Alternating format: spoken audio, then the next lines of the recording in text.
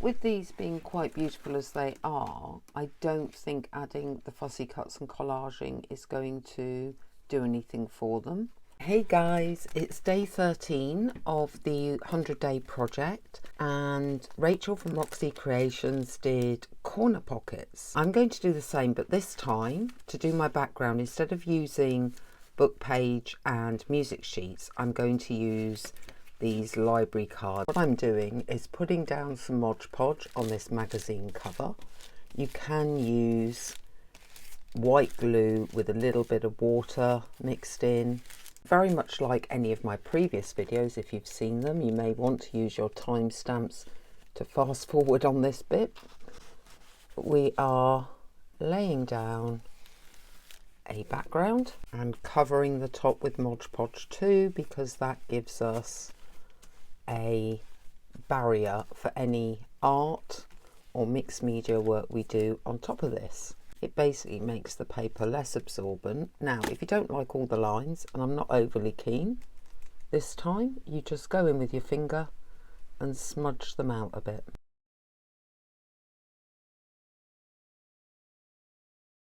Because these have been stained with distress ink, I think this was Vintage Photo by the look of it. Vintage Photo will move slightly when wet, and of course Mod Podge is wet, so we will expect some of this staining to move, but once it dries, the Vintage Photo is then protected by this top layer and it won't move again. This is going into our Easter journal, so we're sticking with those spring colours. The lemon yellow is particularly strong, and we might try and get one of those nice light greens into that journal at some point as well.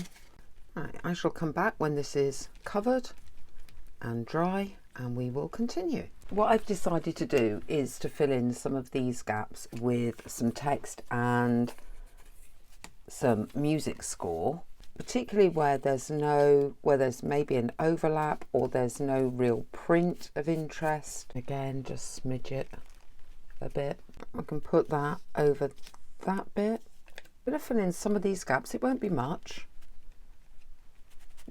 just to add different text to this background. My next favourite thing to do is to use watercolour crayons, and the way I use them, if you haven't seen this before, is called scribbling.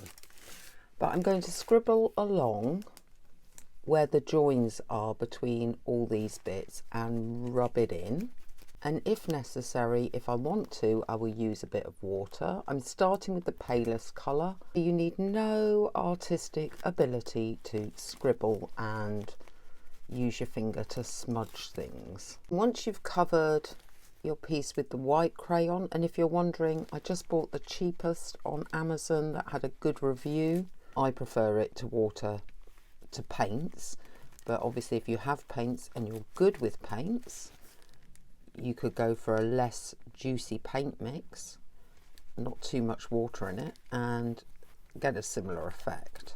Then I'm going to take my yellow, which I used quite heavily the other day, and work that in as well in a similar area. If necessary, I can go back over with the white.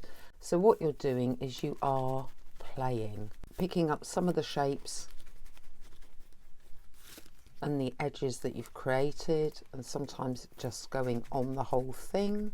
I did say about doing some spring colour, so I have bought the green out as well, and let's just see what happens when we start to add the green to this. I may not like it, I may like it, we will see. I think it's getting that spring look. It is going to be a question of working across the whole board until you've got a look that you're happy with as your background. Once you're happy with the background, the next stage is actually to put another layer of Mod Podge over, and this is to protect the work that you've done so far. Now, of course, this will smudge some of these because they are watercolours, but you're going for a smudgy effect, so that is all right. Again, if you don't want those lines showing, you'll need to get in there a little bit with a finger and smudge out the lines. Not only will it protect the work, it will stop this feeling waxy. I've been looking at this and looking at the things that I want to collage on top, and I've decided that this background is too dark. Therefore, with mixed media, you just work until you get a result that you like. We're going to take some white gesso and just dry brush over the whole thing.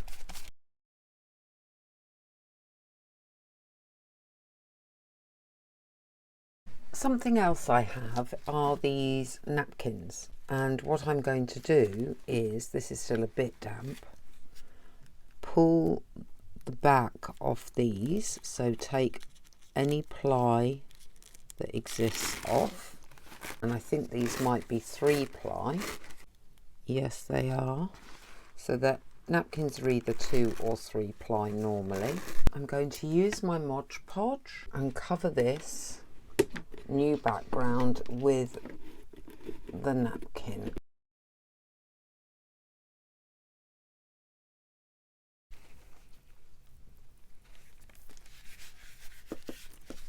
Very gently smooth that on.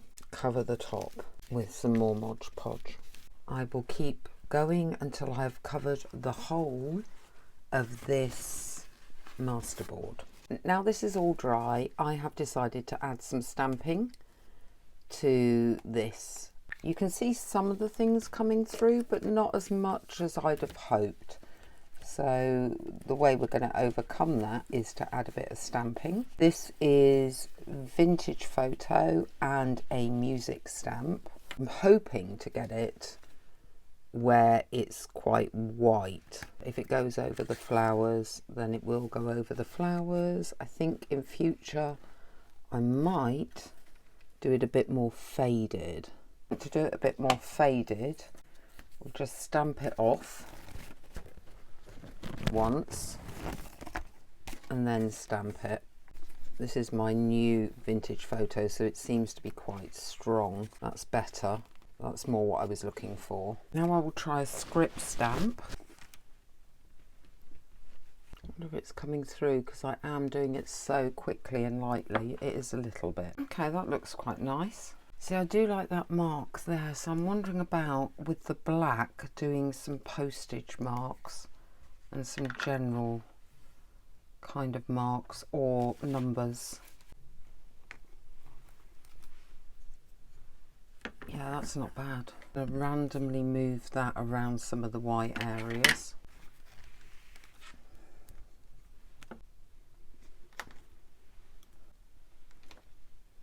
Another stamp I have is the word Explore, and I'm just looking to see if there's an area where we can put whole words. May not be, and it may not look any good because it's quite big. I might leave it at this. It's got some black and some brown printed on it, and of course you've got the napkin, and you've got some of the green and yellow showing through. With these being quite beautiful as they are, I don't think adding the fussy cuts and collaging is going to do anything for them. Out of that one A4 masterboard, we've ended up with 6 various size tags, 2 tuck spots, 2 corner pockets, 2 belly bands. If you have enjoyed this video, please give it a thumbs up. It really does help with the YouTube algorithm. Same goes for subscribing. I'm uploading at the moment 5 to 7 times a week, so there's always new content for you. And let me know what you think of this project. We got there in the end in the comments below, and I will see you next time.